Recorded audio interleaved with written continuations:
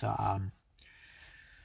I wanted to discuss this why behavioral analysis and emphasis on skill and this behavior-based diagnosis of autism. So this whole mainstream um, DSM-based mainstream basic understanding of autism from a medical perspective, which is the default in psychology and medical treatment, and the way autism is discussed most of the time.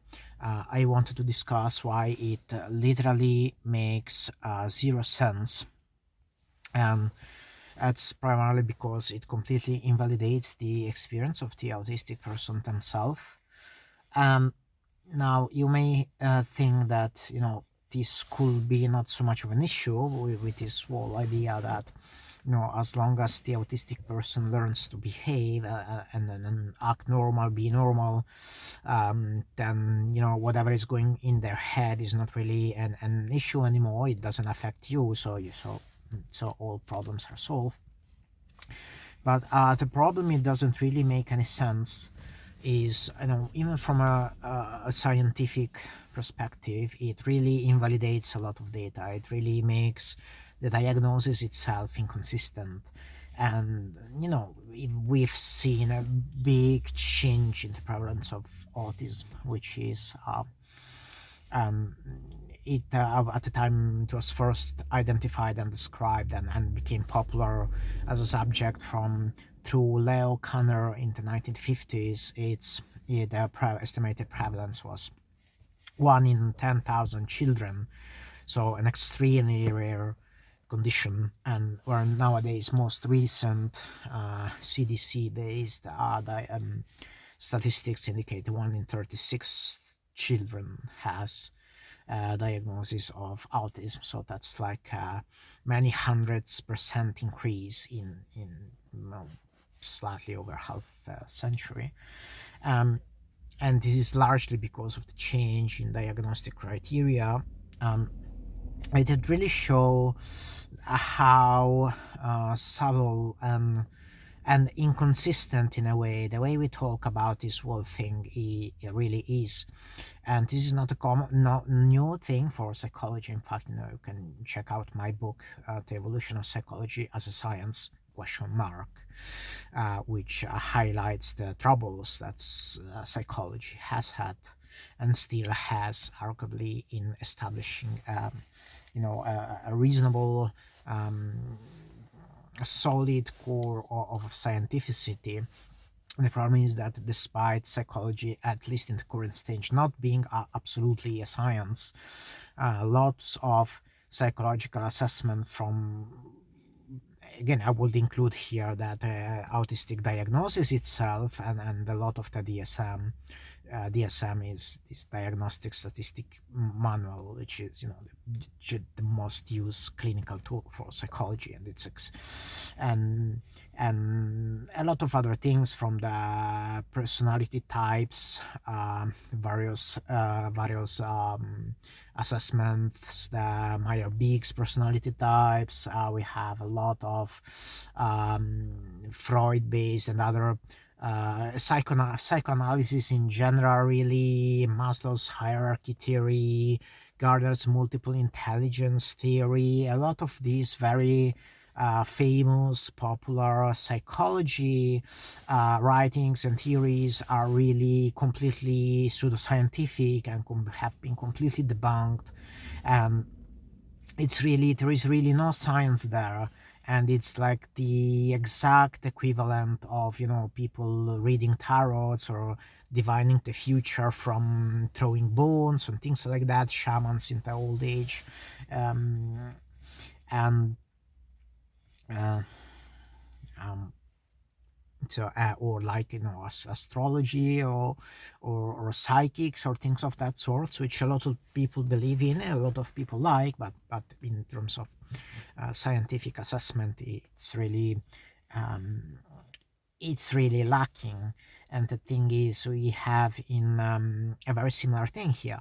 The problem is that psychological diagnosis, a clinical clinical diagnosis of a disorder, and has prescribed treatments, prescribed medications, and all of that. Not all of that, but a lot of that is really on non-existent scientific basis, and that's a problem. I mean, I don't have as much people being into astrology, or people paying an astrologist for having an assessment, or astrologists getting people's money to get an assessment. As long as everyone is having fun, it's completely fine with me. I do have an issue with this being brought into laboratories and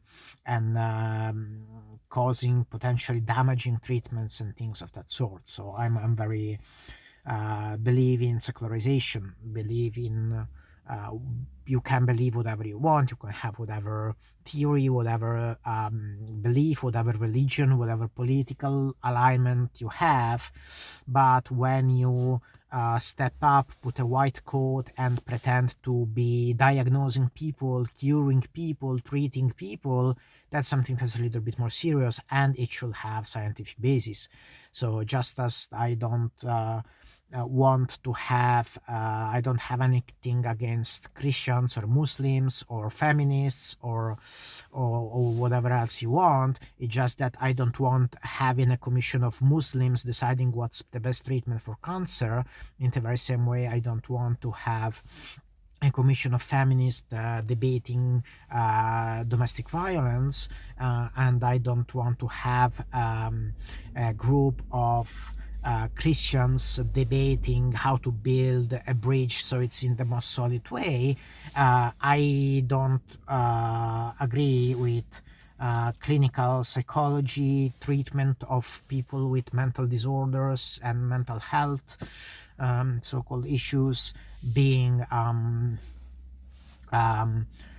being on the basis of mainstream psychology, which is equally belief-based and oftentimes politicized and marketing-based. And again, if to investigate these claims in deeper, you can just check out my book about psychology as a science. So I won't go into further details about that, but that's kind of that general perspective from myself on the issue. So now, what's the problem with this behavioral assessment, which focuses skills and deficiencies in the autistic person? So we have the DSM-5 and the general mainstream perspective of psychology describing autism as a developmental disorder and something that's associated with a certain set of behavioral markers, which forms the behavioral diagnosis of autism by a clinical expert who assesses a child or an adult, looks for certain symptoms and centers deficiencies in certain skills, and then they decide whether or not you have a diagnosis, whether or not you should be treated, and how to the debate how to cure these and so on. Now, the main issues here is this disconnection between the inner and external perception and internal perception of the autistic person itself. Now, this is historically, this kind of emerges as a consequence of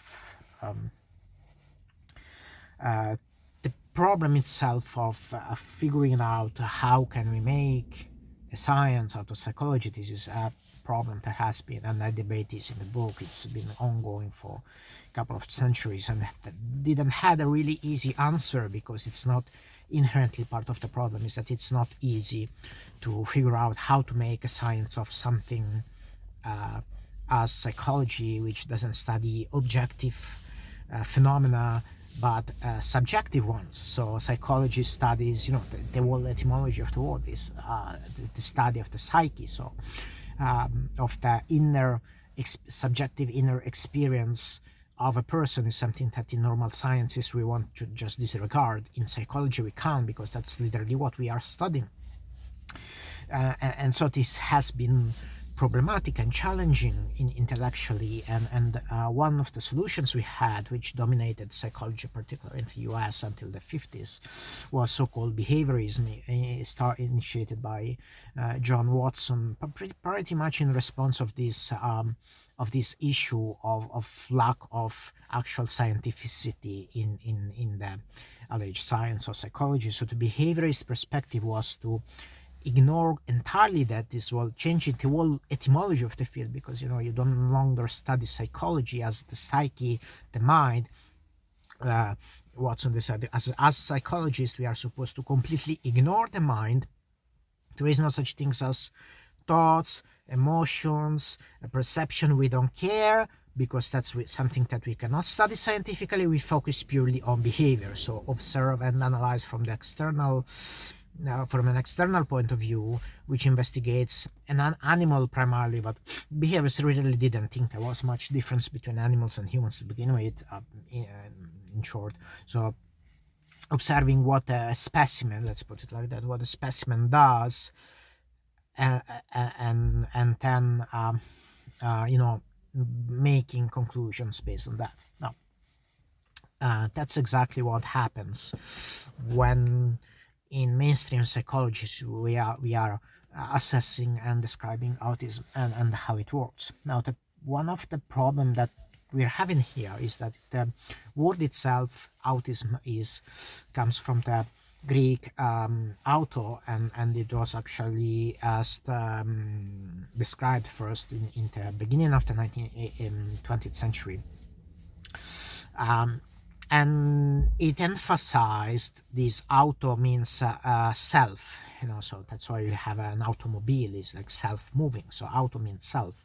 So the autistic person was even to begin with a description of these children primarily being really drawn into their own inner world and somehow captivated in this inner experience. And this is something I'll say as autistic people we do have a lot, so it does really make sense. There are even psychological theory of autism, such as monotropism, and which postulates that the autistic experience is best described at this very high attention tunnels, which captivates entirely the person. It makes sense as a neurobiological level, because autistic people have less have more synapses, and they create more localized, stronger neural pathways in their brain, which again indicates this very enhanced focus and attention on certain things. And there's this intense world experience theory that we have this very peculiar, stronger way of experiences, attention, interest, emotions, and certain sensory inputs. So and another theory is this enhanced perceptual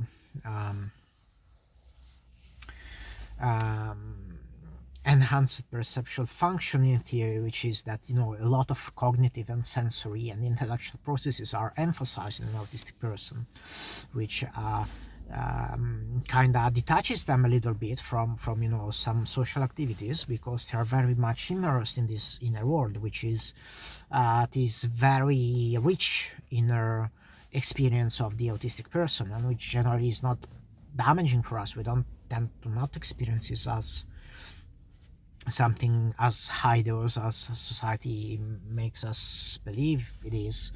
And there is this quote I like a lot, which is that most autistic people don't suffer from their autism, they just suffer by how we are treated by others, which I pretty much agree with. So now, why is this so important, and why it pretty much invalidates the whole behavioral assessment?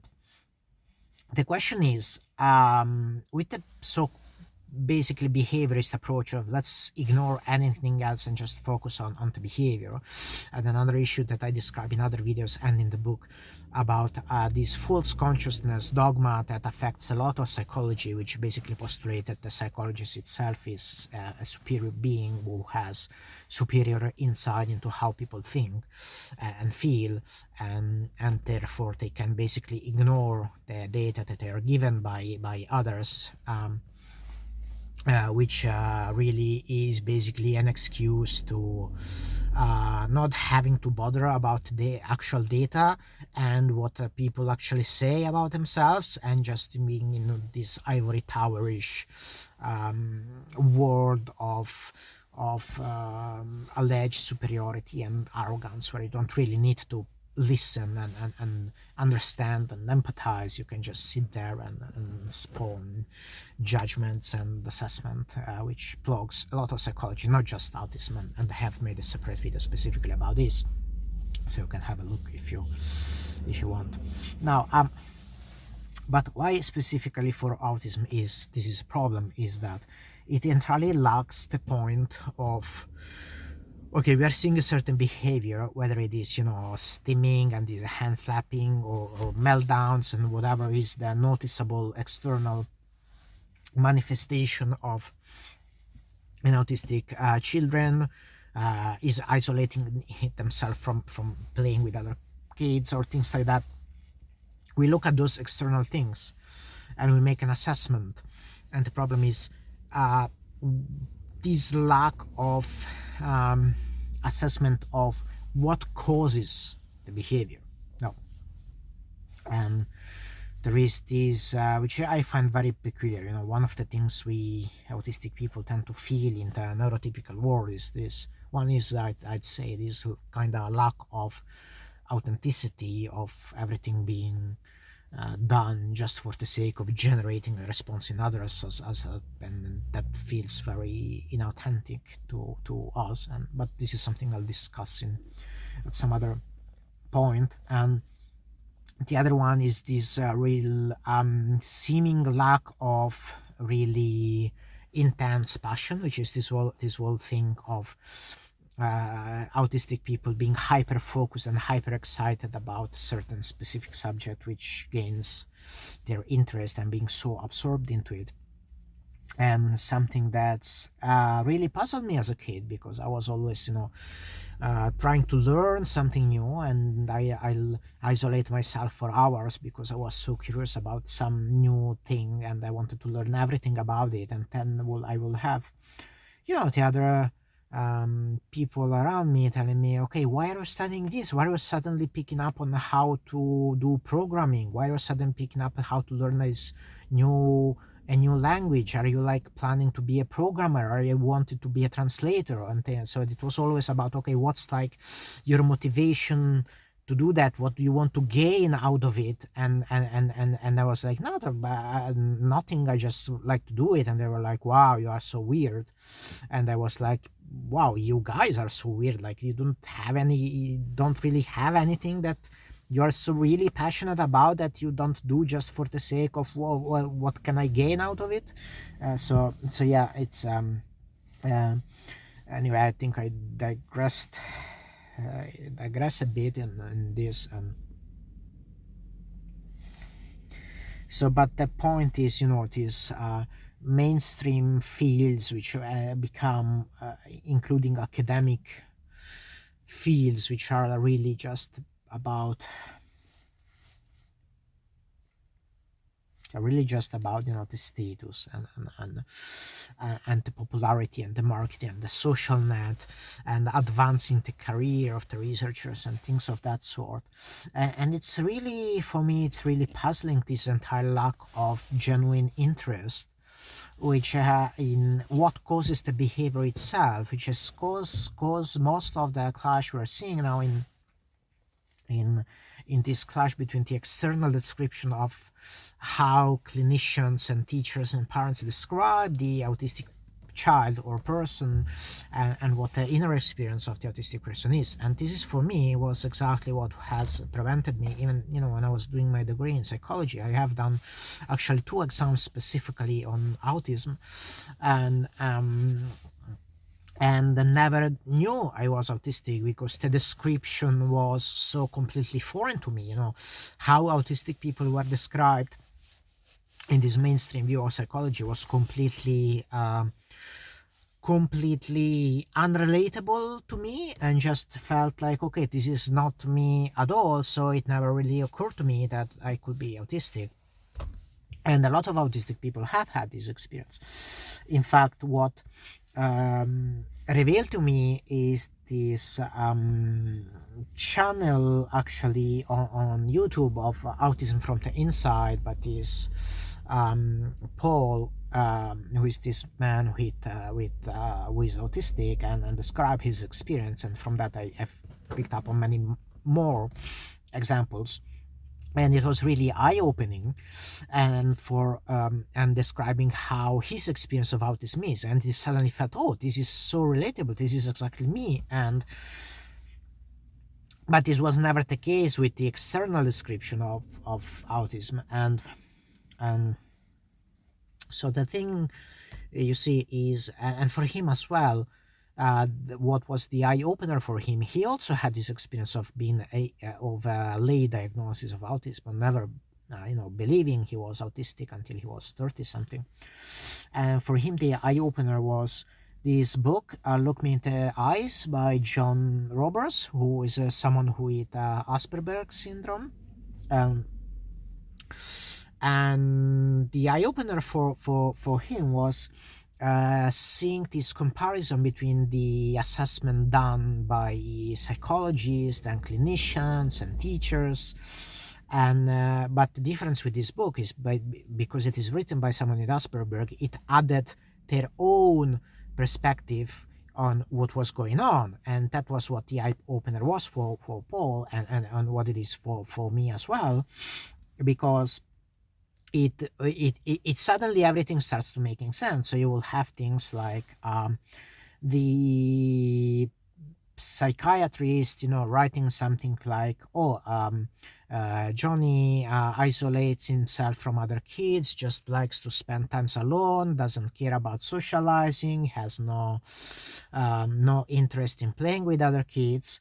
And you will have that the personal assessment of the individual is actually, well, Johnny feels lonely and would love to play with other kids, but all the other kids are just bullying him and being mean to him, so he just rather sits alone in the corner doing his own things, as opposed to going to face the constant meanness that he experiences. So that thing is that behavior can be explained in many ways. The reasons why a person can behave in a way could be a trauma response. It could be because of masking, which is very common in autistic people. So, acting in a way simply because we are told that's the proper way to act, and, trying to imitate neurotypical people, normal people, and hiding our autistic traits. Extremely common in autistic individuals. Comorbidity is another thing. Autistic people do experience at a high rate certain other mental health issues, and as long as intellectual, sensory, perceptual atypicalities. So one big example is this stereotype about autistic people not being able to read people's feelings from their facial expression, which is actually a separate condition called alexithymia, which comes from the Greek word for lack of words to describe feelings. And it turns out that alexithymia is much more is 5 times more frequent in autistic children as opposed to neurotypical children. But it's not something it's a manifestation of autism itself. So again, you will have that, okay, this autistic individual has this thing, but that's specifically specifically speaking as something entirely different, and therefore it doesn't, the assessment based on purely external data and analysis doesn't really make that much of a sense. Now the main problem with this behavioral assessment is that being autistic is a lot being given to options basically in life. And I'm kind of taking the inspiration here from the Matrix movie and this famous, red pill, blue pill thing. But I'm not associating anything with the red pill and the blue pill, just using that as, okay, here is option A, here is option B. And what you'll have that, say, taking the red pill is, behaving as an autistic person. And you are an autistic person, so you have, different ways of understanding things, thinking, feeling, and so on, processing things. And is manifest in certain behavior. Or you can take the blue pill, which is behave. Okay, because we were talking about behavior, behave as a normal neurotypical person. Now the problem with this is there is a catch. So taking the red pill, so behaving as you are, being you, comes with a certain degree of punishment pretty much all the time.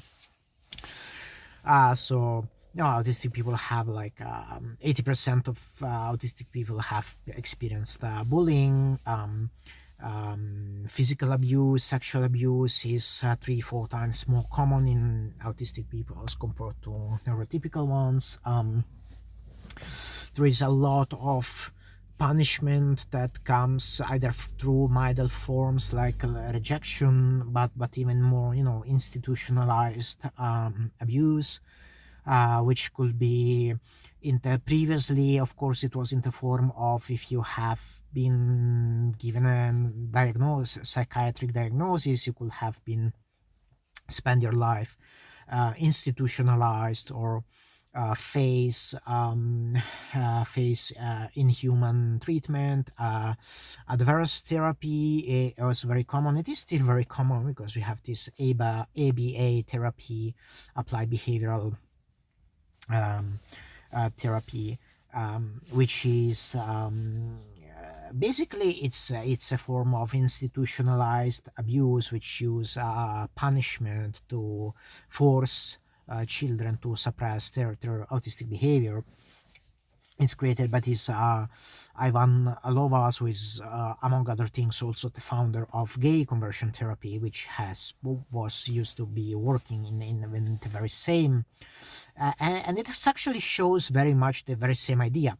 And because it's also this cure for being gay, similar to the cure to being autistic, is that it's basically you will be punished for showing that sort of behavior until the point that you stop showing it, and using all sort of punishment, including things like sensory deprivation and or even shock therapy. There is actually shock therapy was ruled out from ABA in 2020, but then 2 years later the FDA has actually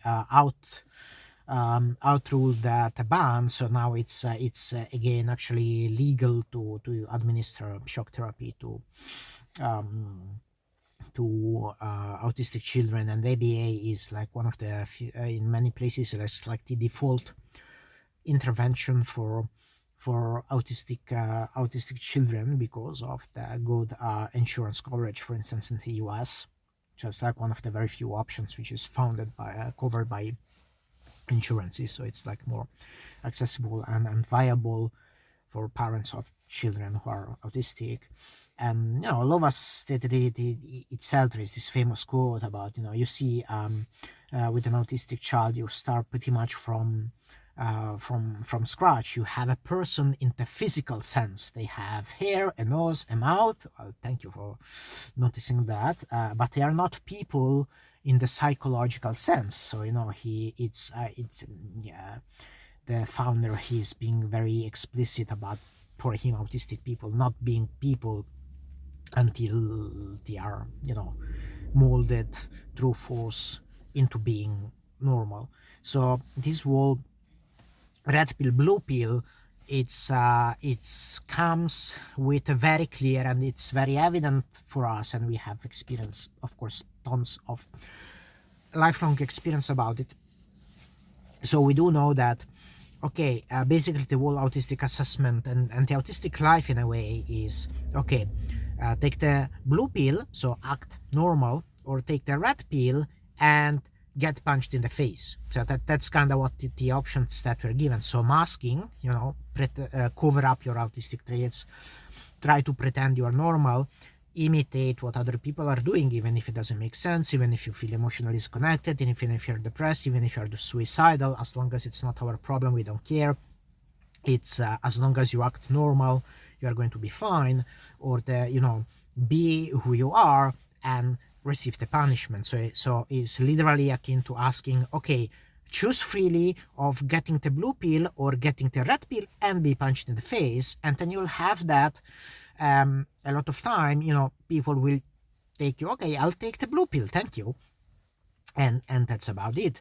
And that's why masking is so prevalent. Studies show that up to 94% of autistic people do engage in masking behavior.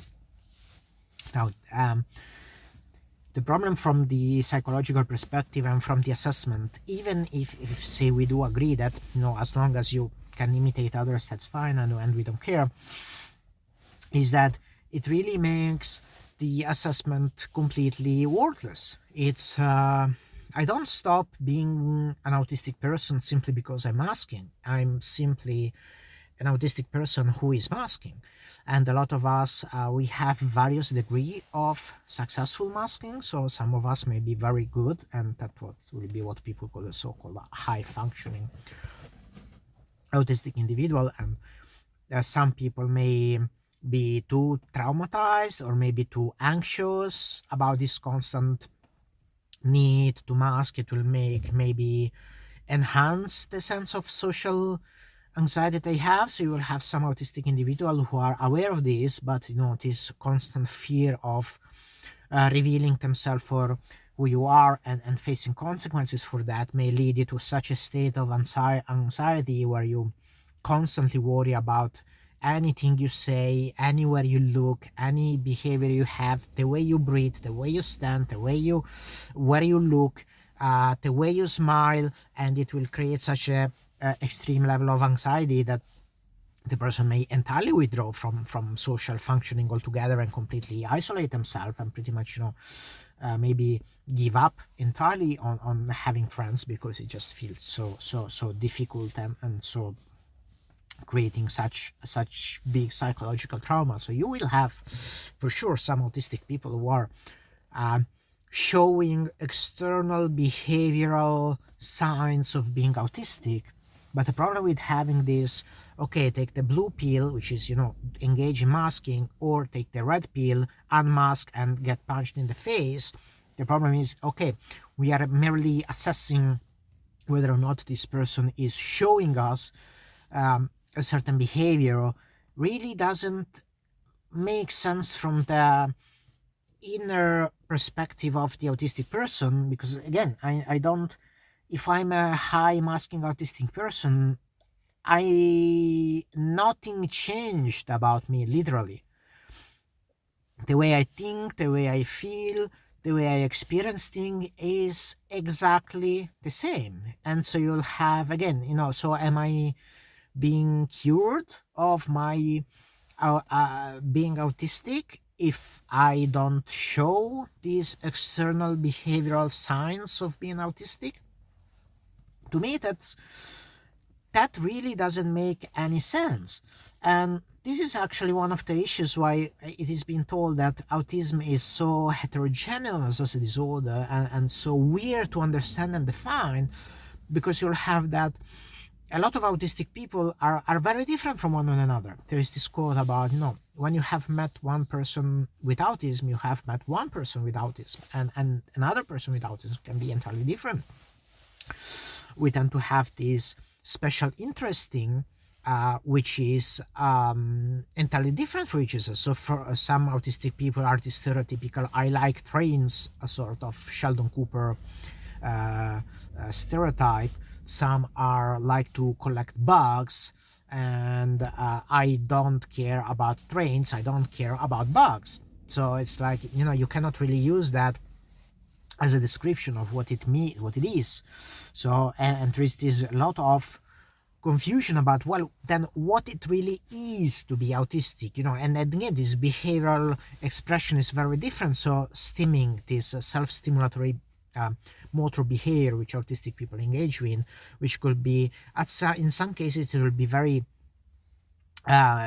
visible. So if somebody, is hitting their head, or doing things like that, or flapping very visibly the hands, that's something that's very noticeable. And then you can say, okay, now we can say that that person is autistic. And but for a lot of autistic people, these sensory and motor differences are very different from one another. So it's really hard to say, look at these external clues and saying, okay, who is autistic, who is not? Is this person who previously was autistic and now it's not? And so it really literally makes zero sense of having this entire approach to describe and categorize something that ultimately is a neurodivergence. So it's a different way, it's a different inner experience. So the autistic person feels, experience things in a different way by definition. And yes, of course, behavior is oftentimes related, and it can be a manifestation of this inner experience. But the thing is, if we are describing autism, which is a different way of thinking, feeling, experiencing things, by completely ignoring what the autistic person thinks, feels, and experience, it just really makes zero sense. There is no way you can actually conclude anything out of it. And particularly with thing that has such high prevalence of masking, of autistic people being autistic, but knowing that they will be punished for exhibiting certain behavior and therefore not showing that behavior, and makes this whole behavioral analysis and diagnosis of autism really completely irrelevant. It's really, at the end of the day, purely an assessment of whether or not this person is masking their autism well enough, which is kind of akin to when, homosexuality, which by the way was also a diagnosable mental disorder in the DSM until not many years ago, and was treated with things like gay conversion therapy, which is also created by the creator of one of the most used interventions against autism, as I said. So it's exactly the same thing as saying, oh, at that times when there was that penalty for gay people, nobody was gay. And it's like, yeah, sure, you had a lot of people who would say have a family, have kids, and appear straight on the outside, and then having gay sex in private, and occasionally you will have somebody who is caught and then punished and imprisoned or killed or whatever we did to them at that time. But again, this behavioral analysis wouldn't make much sense, and all data we have do suggest that the prevalence of homosexuality has always been the same across human history.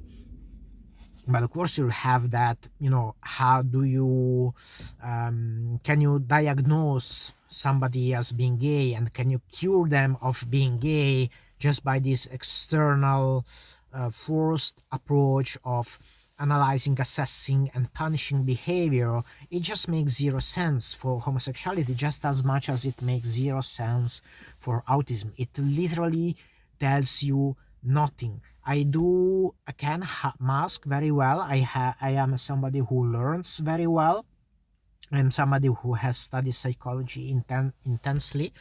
I am someone who has very good pattern detection, so I can pick up something, I can copy behavior, I can imitate others, and and for the most part, I decide not to, because it doesn't really feel like me, and it actually feels that oftentimes the punishment of masking is higher, much higher than the punishment of unmasking, even if there is punishment for unmasking as well. But of course, nowadays we live in a society where, I'm not going to be institutionalized, or be forced shock therapy for being autistic. So punishment is reduced. If I was in a society like that, most likely I wouldn't be making this video to begin with, and will be masking much more effectively, which is something that I can do. But for me, that makes completely zero sense, because it really tells nothing about what is going on in the inside. It just shows that, okay, I know that I'm going to be punished, so I avoid showing you a certain behavior, and that's all it is to it. So it feels completely nonsensical, completely fake to base an entire discipline, an entire assessment on things which just makes literally zero sense, like this.